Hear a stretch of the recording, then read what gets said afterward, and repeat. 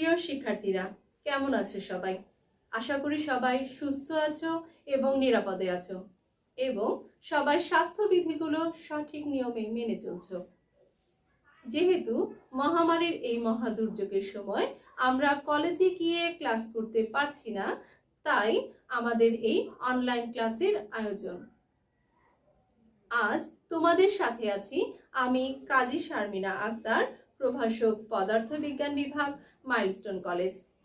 শিক্ষার্থীরা, আজ আমরা পড়ব দ্বিতীয় অধ্যায় ভেক্টর থেকে বহু নির্বাচনী প্রশ্ন ও তার উত্তর। তাহলে চলো শিক্ষার্থীরা শুরু করা যাক আমাদের আজকের ক্লাস। আজকের ক্লাসের প্রথম প্রশ্নটিতে একটি চিত্র দেয়া আছে। চিত্রে OA বরাবর A ভেক্টর এবং OB বরাবর B ভেক্টর ক্রিয়া করছে এবং বলে দেয়া আছে A এবং B ভেক্টরের মধ্যবর্তী কোণ হলো থিটা। আমাদের প্রশ্নটি হলো চিত্রের ভেক্টর দ্বয়ের স্কেলার গুণন হলো, এক্ষেত্রে স্কেলার গুণনের সূত্রটি হলো A dot B equal AB cos theta. দ্বিতীয় প্রশ্নটিতে বলা হয়েছে স্কেলার গুণনের একটি উদাহরণ হলো এবং উত্তরটি হবে কাজ।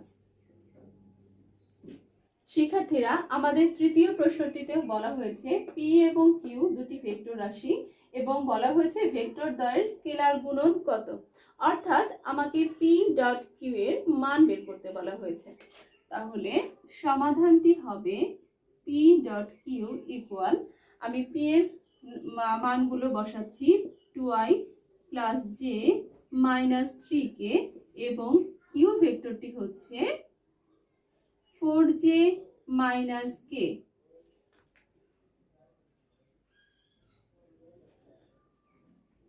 এখানে লক্ষ্য করলে দেখবে যে P ভেক্টরের সাথে ইউনিট ভেক্টর i এর সহগ থাকলেও Q ভেক্টরে ইউনিট ভেক্টর i নেই, তাই আমরা 2.0 লিখব এবং j এখানে সহগ হচ্ছে 1 এবং এখানকার সহগ হচ্ছে 4, তাই 1.4 লিখব প্লাস এখানে k এর সহগ হচ্ছে -3 এবং Q ভেক্টরের k এর সহগ হচ্ছে -1, অর্থাৎ -3.1। এবার ক্যালকুলেশন থেকে আমরা পাই উত্তর 7। শিক্ষার্থীরা, আমাদের পরবর্তী প্রশ্নটি হলো unit vector i dot i equal unit vector j dot j equal unit vector k dot k equal what, এবং আমাদের উত্তরটি হবে 1। i dot j equal j dot k equal k dot i equal what, এবং এর উত্তরটি হবে 0, অর্থাৎ unit ভেক্টরগুলোর dot গুণন, অর্থাৎ একই ইউনিট ভেক্টরের ডট গুণন এর মান 1 এবং বিপরীত ইউনিট ভেক্টরগুলোর ডট গুণন হচ্ছে 0। A ডট B ইকুয়াল 0 হলে ভেক্টর দ্বয়ের মধ্যবর্তী কোণ কত, এবং ভেক্টর দ্বয়ের মধ্যবর্তী কোণ হবে 90 ডিগ্রি, অর্থাৎ পরস্পর লম্ব। অর্থাৎ ভেক্টর দ্বয়ের মধ্যবর্তী কোণের মান 90 ডিগ্রি হলে তাদের ডট গুণফলের মান 0 হবে। শিক্ষার্থীরা, আমাদের পরবর্তী প্রশ্নে একটি চিত্র দেয়া আছে যেখানে OA বরাবর A ভেক্টর এবং OB বরাবর B ভেক্টর ক্রিয়া করছে। A ও B এর মধ্যবর্তী কোণ দেয়া আছে থিটা। আমাদের প্রশ্নটিতে বলা হয়েছে ভেক্টর দ্বয়ের ভেক্টর গুণন হলো, আমরা জানি A cross B equal AB sin theta into ইটা। এখানে ইটা হলো দিক নির্দেশ করে, অর্থাৎ A ও B এর মধ্যবর্তী স্থানে একটি ডানহাতি স্ক্রু রেখে সেটিকে A থেকে B ভেক্টরের দিকে ঘোরালে যেদিকে অগ্রসর হবে সেটি হবে আমার A ক্রস B এর দিক। কিন্তু যদি B ক্রস A হয় এবং সেক্ষেত্রে আমার সূত্রটি হবে A B sine theta into eta, শুধুমাত্র এখানে ইটা অর্থাৎ দিকটি ভিন্ন হবে এবং দিকটি হবে এ ও বি এর মাঝামাঝি স্থানে মধ্যবর্তী তলে একটি ডানহাতি স্ক্রুকে রেখে বি ভেক্টর থেকে এ ভেক্টরের দিকে ক্ষুদ্রতর কোণে ঘোরালে সেটি যে দিকে অগ্রসর হবে সেই দিকে।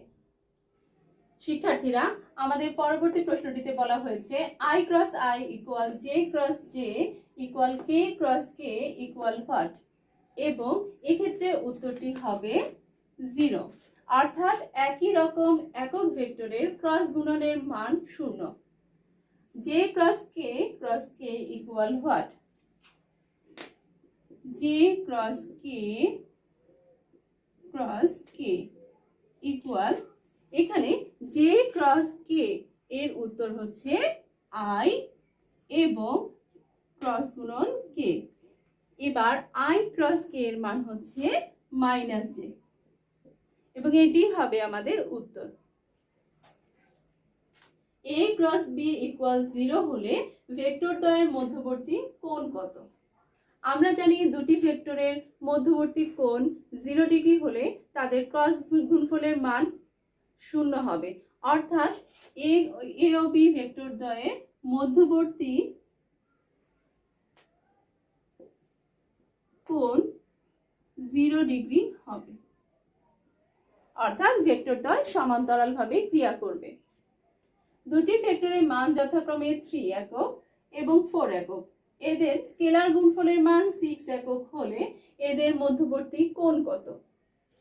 আমরা জানি P dot Q equal PQ cos theta.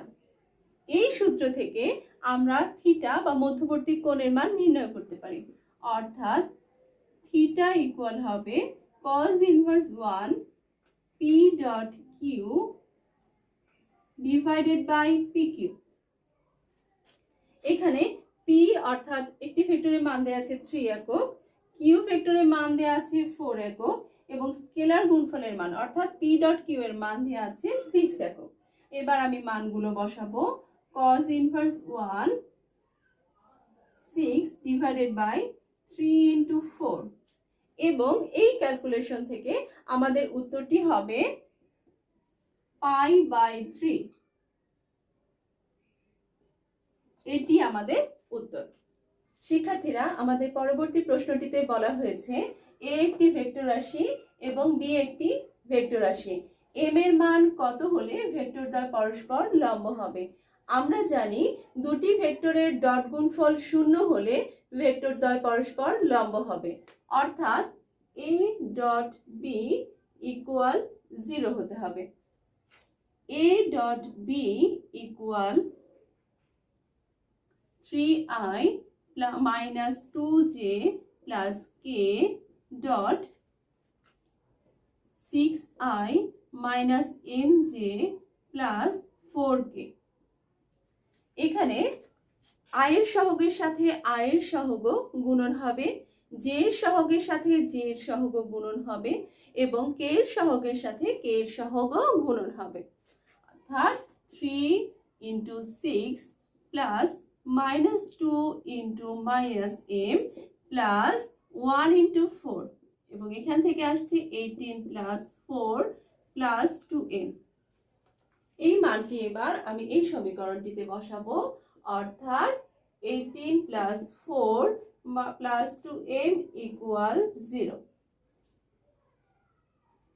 এবং সেখান থেকে আমার m এর মানটি দাঁড়াবে 11, এবং এটি হচ্ছে আমার উত্তর। পরের প্রশ্নটিতে বলা হয়েছে এ একটি ভেক্টর রাশি এবং বি একটি ভেক্টর রাশি হলে এ ক্রস বি ইকুয়াল হোয়াট, অর্থাৎ এখানে আমাকে এ ক্রস বি বের করতে বলা হয়েছে। তাহলে আমরা জানি A cross B equal I J কে।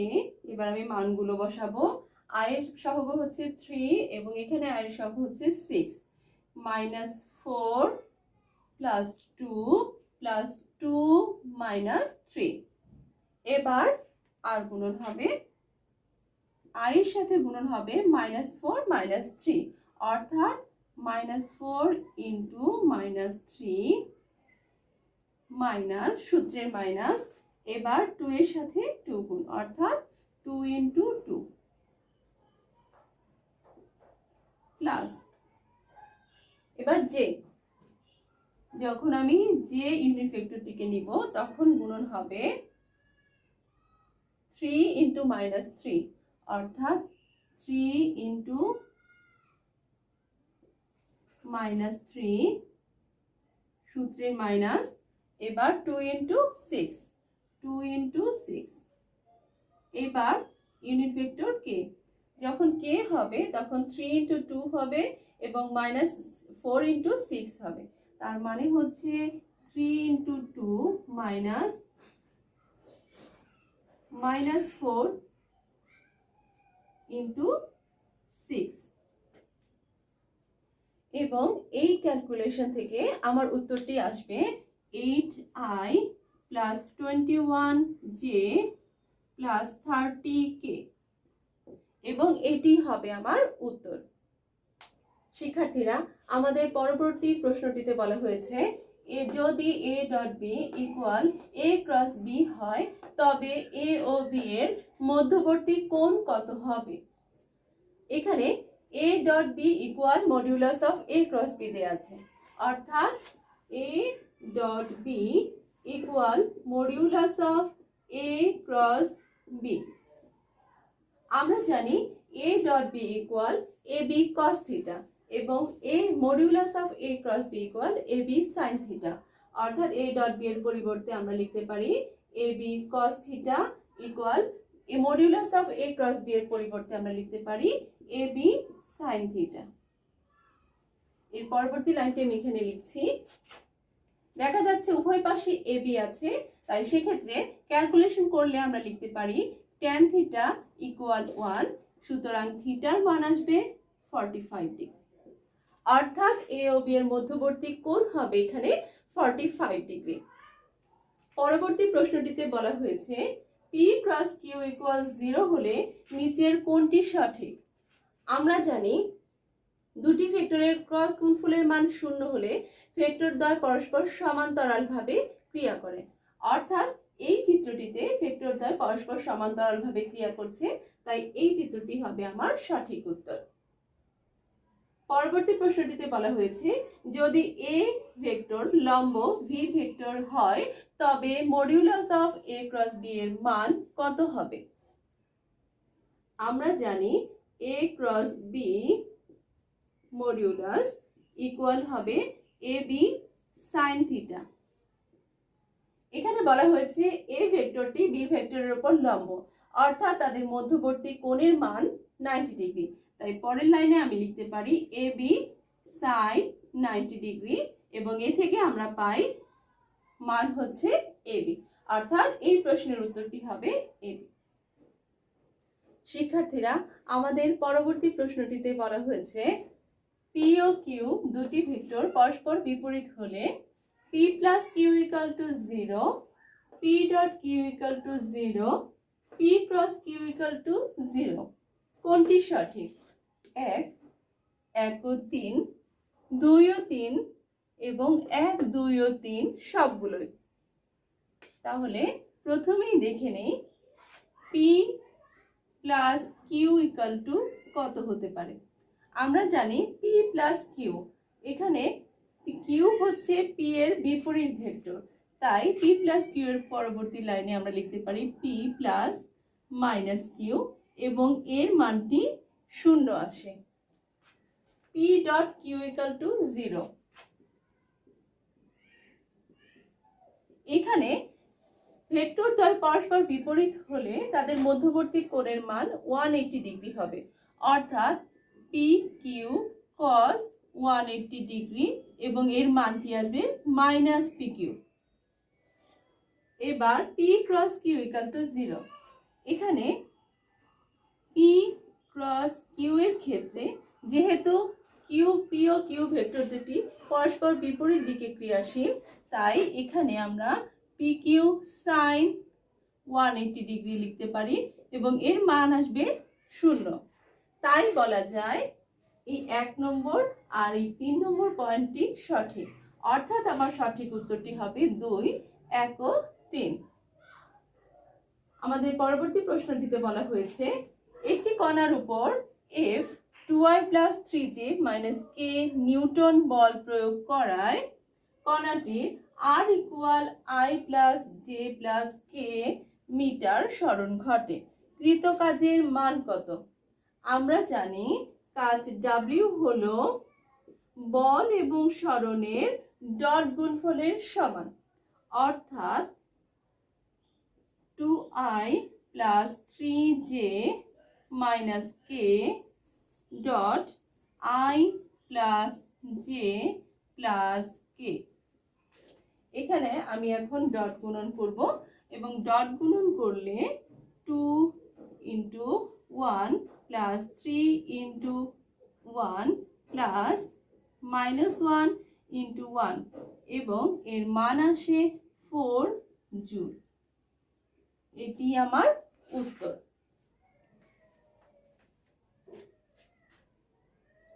শিক্ষার্থীরা, আমাদের পরবর্তী প্রশ্নটিতে বলা হয়েছে যদি modulus of A vector is not equal 0 এবং modulus of B vector is not equal 0 কিন্তু modulus of A cross B is equal 0 হয়, তাহলে এ ও বি ভেক্টরের মধ্যবর্তী কোণ কত?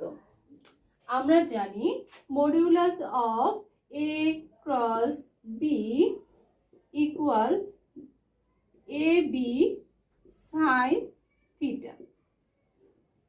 যেহেতু এ এবং বি এর মান 0 নয়, তাই কিন্তু modulus of A cross B এর মান 0, তাই পরের লাইনে লিখতে পারি A B sine theta equal 0, সুতরাং থিটা ইকুয়াল 0 ডিগ্রি, অর্থাৎ মধ্যবর্তী কোণের মান হবে 0 ডিগ্রি। পরবর্তী প্রশ্নটিতে বলা হয়েছে ব্যাসার্ধ ভেক্টর ও প্রযুক্ত বলের ভেক্টর গুণনকে কি বলে? ব্যাসার্ধ ভেক্টর ও প্রযুক্ত বলের ভেক্টর গুণনকে টর্ক বলে,